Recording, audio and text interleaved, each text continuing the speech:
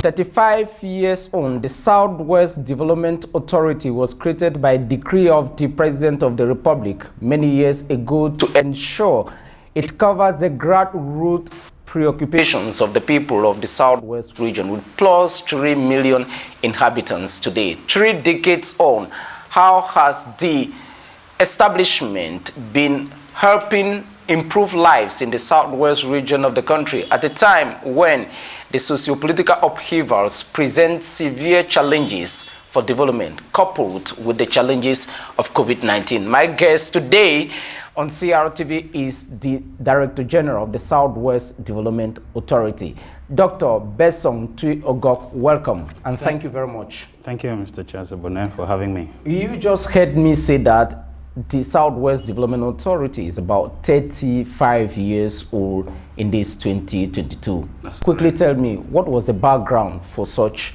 an establishment? About 3 decades ago, the Southwest region, I would say, was more or less deprived of any instrument to actually help government to galvanize rural development.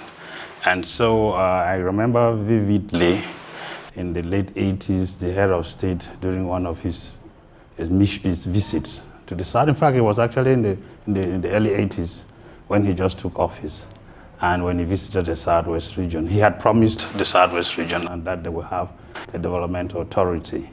And so in 1987, the Southwest Development Authority was created through the presidential decree that you just mentioned.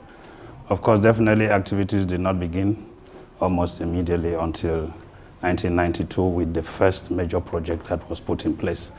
But coming back to your question, it is very important for me to underscore the importance of having a development authority like SOWEDA in a region like the Southwest Development Authority. Because through this establishment, we are able to mount high-impact projects once in a while that really will come to help push the various rural development concerns of the region. And over these 3 decades, SOWEDA today has the 4th project running, in as much as that 4th project may not have direct institutional arrangements but to the Southwest Development Authority. But it remains all the same, a project. You just said that the president promised the people of the Southwest region in one of his pioneer visits when he became president of the Republic in 1982 to specifically identify and ensure rural development in the Southwest region. Of course, the essence being to better the lives of the people. Exactly. In simple terms, for somebody who is in Bachontai or somebody who is in Isangele or somebody who is in Alo in the BLM, what does that entail? Well, it entails, sometimes it's difficult for people to take stock of what has happened over the years because rural development is very, very dynamic and very fluid. But I'll tell you that there is hardly anybody who has lived in the Southwest region over this period that would say that he or she has not benefited from the activities of the Southwest Development Authority. Like I said earlier, in addition to the high-value impact projects that the authority once in a while puts in place, on an annual basis, the Southwest Development Authority also runs activities to support rural development, either directly to support agricultural extension for those who are involved in agricultural production by providing improved planting material of various key crops, or by offering training to farmers, or supporting them in their various rural infrastructure.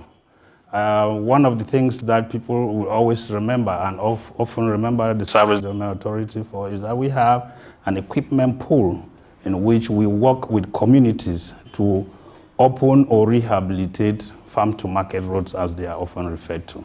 Okay.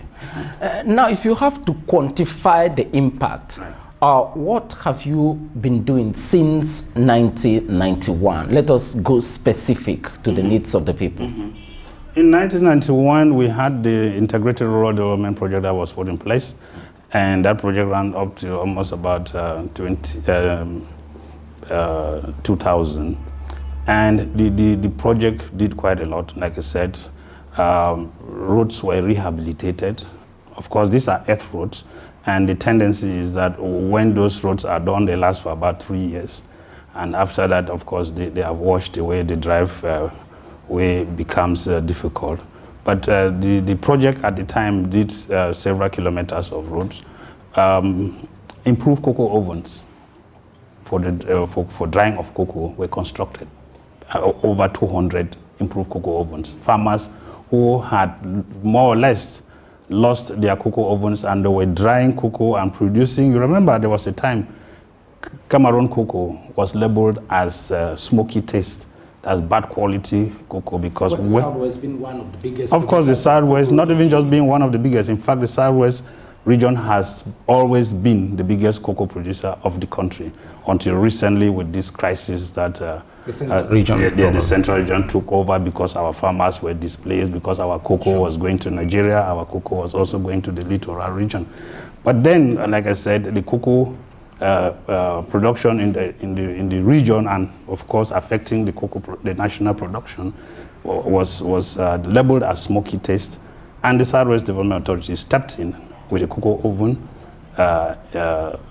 in the initiative, and where many cocoa ovens were constructed, and that problem was resolved. It's true that it wasn't only the Southwest Development Authority that supported the farmers with cocoa ovens. There was also a European Union project that also did that, but the Southwest Development Authority did most of it. Also, at that same time, if I just stay with cocoa, the Southwest Development Authority for over the years has been supporting the cocoa and coffee seed multiplication farm in Barombe, Kang, in Kumba.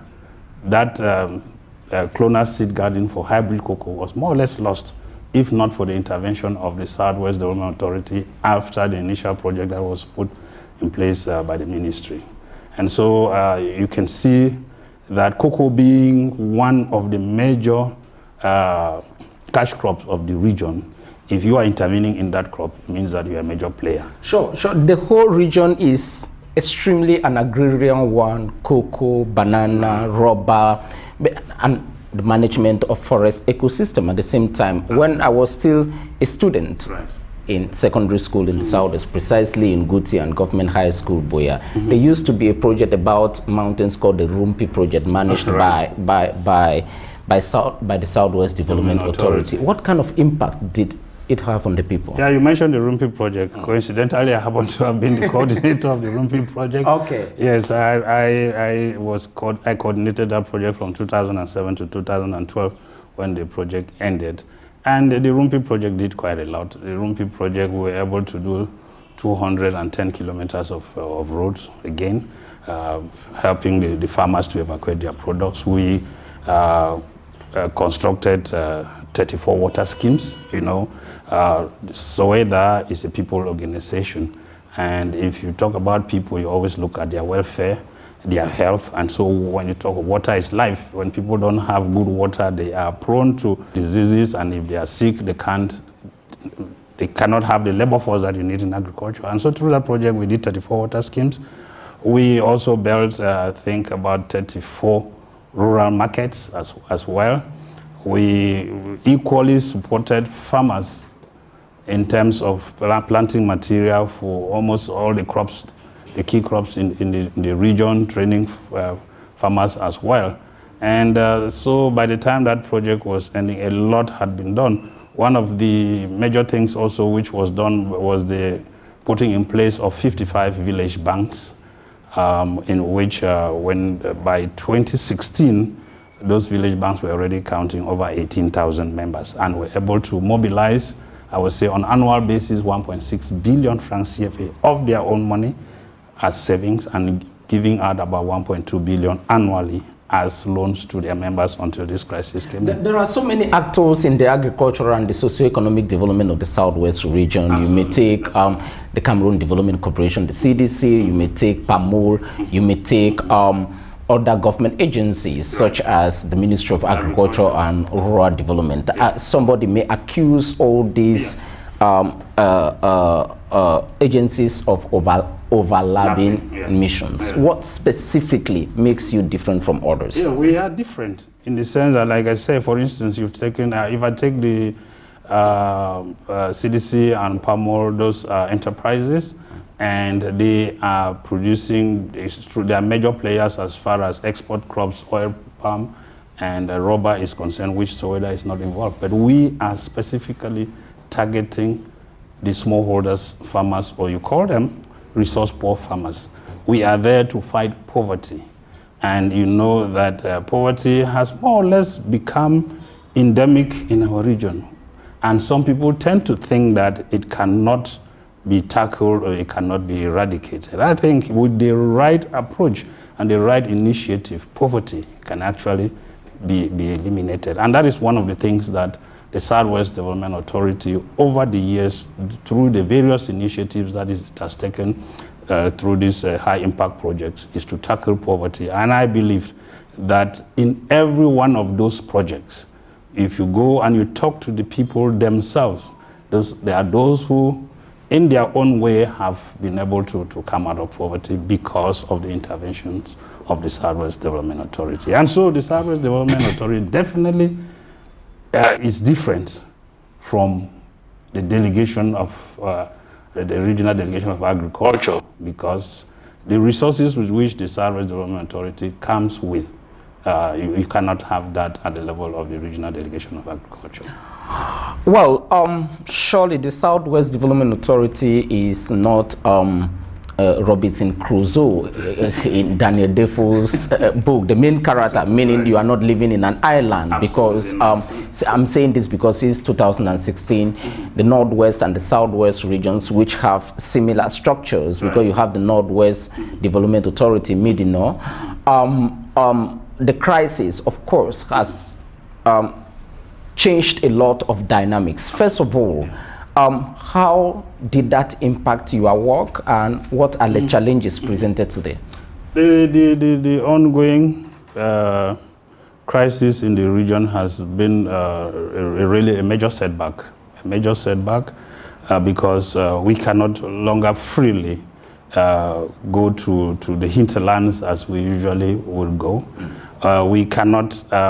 Hinterland, you mean places like Bangem, Nguti, Mundemba, even Mamfe, villages in Mamfe and so on, Jan Division and so on. I have worked for most of my career in the Southwest region. I started off as a young extension worker in 1987. And in all of those villages, I will tell you, I know almost the whole region by heart, because I've been to almost every part of the region. And I will be in a village up to any time. And as long as I have a reliable vehicle, I know that I will drive. Soul of the region. Yes, but it's no longer the case. Okay. You cannot go to the villages and drive through as it used to be. So that is a major issue. And even when we send staff to the field, people have to tread with a lot of caution, because you don't know what happens the next minute. Did you lose any of your staff? No, thank God we haven't suffered any, and you wish any that case. Not to happen? Nothing, but we've lost a lot of, I would say, activities in the field that we have not been able to follow up. Some of your clients? Yes, we've lost vehicles. We've lost a bulldozer, which as we speak is still in the field. A brand new bulldozer was vandalized, and you know, a bulldozer is not like a vehicle that you can tow or easily push. And so those are all some of the challenges. And like I said earlier, there are certain activities that were earmarked for some particular parts of the region that we cannot penetrate, and so we cannot carry them out. If you had to launch a clarion call to whosoever is listening to you, maybe your development partners, those who support you, what actually does the structure need today, maybe in terms of material, maybe in terms of resources or other resources? What is the key element you need today to make you come out of possibly a morosity imposed by the crisis? Yes, well, we are not really in a morose state, I would say, but you know, we continue to ask for a lot of support from the state, because we find ourselves as a very relevant instrument of the state to propel rural development in our region. Over and above that, of course, to find a lasting solution to the crisis is of major importance, because no matter how much you have, no matter the good intention that you have, in as much as you cannot penetrate certain areas, you won't be able to actually reach out to the people that you want to. The Southwest Development Authority has a pack of equipment.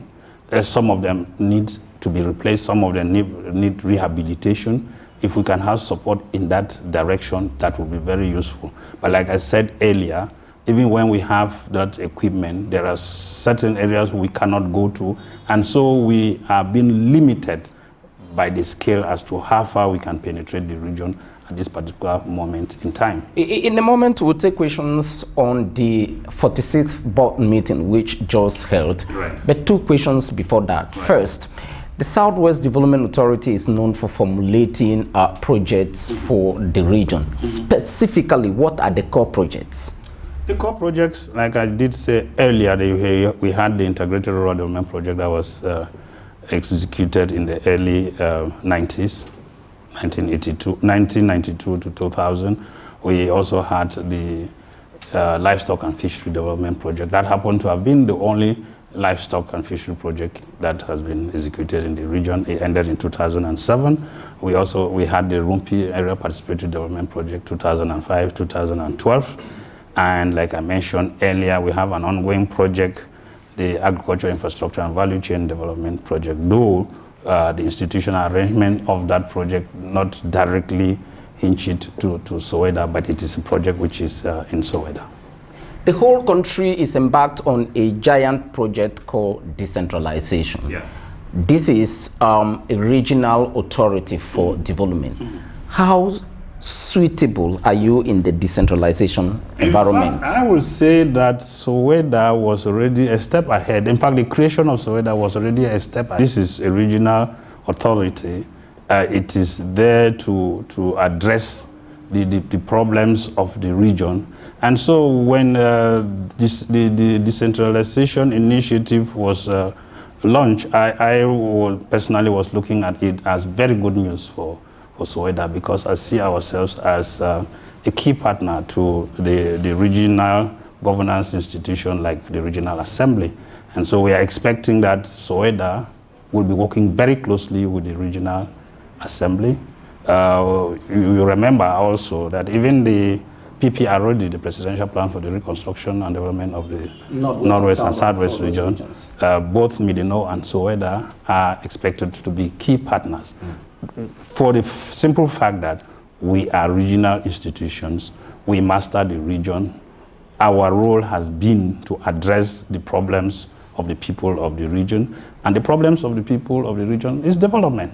If even the crisis that we have, if my understanding is correct, is because people were crying for development, sustainable development, and that is what those institutions have been trying to do. So basically, I would say that I think we stand a better chance, or the two regions that have this development institution, they stand a better chance to successfully implement decentralization if we are given the right opportunities. The 46th session of your board of directors recently took place with far-reaching resolutions. What was the content of this for the development and expansion of your work? You know, one of the things, the major things for this last board meeting was, of course, to validate the administrative and management accounts for 2021. 2021, we should remember, was a very difficult year for the Southwest Development Authority. Not only have we been going through with the crisis, but being an administrative public establishment, we still rely a lot on government subvention and government support. And so in 2021, we did not get, because we know also what government is going through. Word, finances. Finances. We did not get from our technical ministry, the Ministry of Agriculture. We had what we usually get from the Ministry of Finance that was able to enable us to keep the establishment afloat.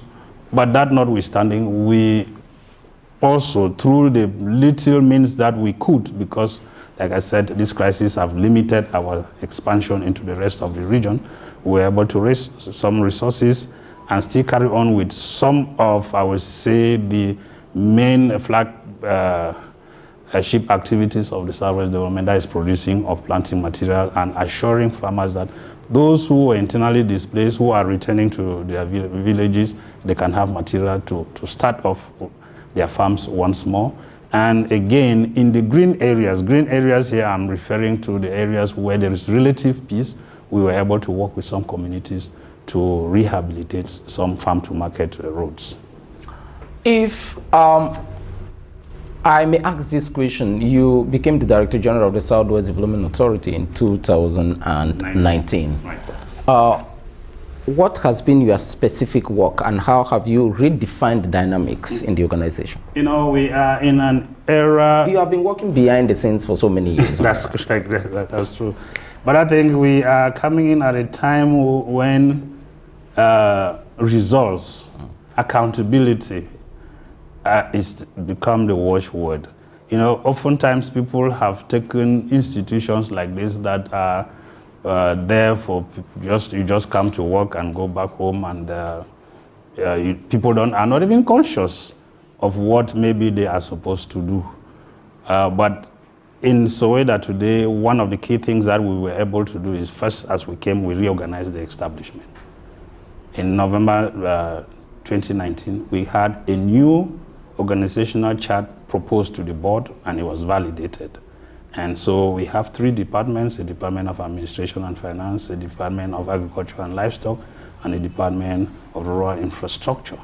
Because the key things that we are doing is rural infrastructure, agriculture, and livestock development. So we got those that organizational chart. With the organizational chart, we are able to define the key positions in the establishment. So today you can't find a staff in the Southwest Development Authority who will tell you that I'm just working in Soweto. Everybody in Soweto knows exactly what his or her responsibilities are. So they have a position and a job description. Again, we are at a time when we talk about the performance or result-oriented activities, and we have the program budget. And so with those specific duties defined and position that people have, people can be held accountable. All we need now is the resources to enable us to realize our objectives. Again, that same 2019, we started off by elaborating. In fact, I met the process, and we completed the elaboration of a 10-year strategic document. And so we have the Soweto's 10-year strategic plan, 2021-2030. This document actually falls in line with the NDS 30 because we are working within a state, like you said earlier, we're not in a vacuum. And so our objectives must align with government objectives. The whole of the Southwest region is made up of rivers everywhere. You know the fish deficit in this country. Absolutely. What have you done in that domain in particular, if not of reducing fish deficit for Cameroon, at least for the Southwest regions? We haven't done much as of recent, I would say, because the only livestock and fishery project that Soweto has been able to put in place since its creation was the Livestock and Fishery Development Project, which I mentioned to you, started in 2002 and ended in 2007.